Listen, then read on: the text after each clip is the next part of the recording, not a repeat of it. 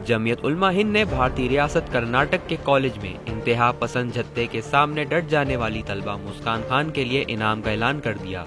भारतीय रियासत कर्नाटक में हिंदू इंतहा पसंदों ने बाहिजाब तालिबात पर जिंदगी तंग कर दी।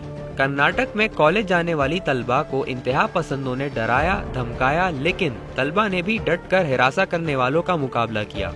वाक़े की वायरल वीडियो में कॉलेज में एक लड़की को जय श्री राम का नारा लगाने वाले हजूम की तरफ से हिरासा करते हुए देखा जा सकता है।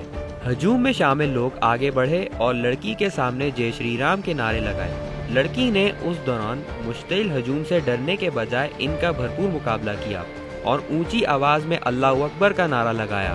अब जमीयत उलमा हिंद ने कॉलेज में इंतहा पसंद जत्थे के सामने डट जाने वाली तलबा के लिए इनाम का ऐलान किया है। जमीयत उलमा हिंद के सरबराह मौलाना महमूद मदनी ने तलबा मुस्कान खान के लिए 5 लाख भारतीय रुपए का इनाम किया। सब्सक्राइब करें और बेल दबाएं ताकि कोई खबर रह न जाए।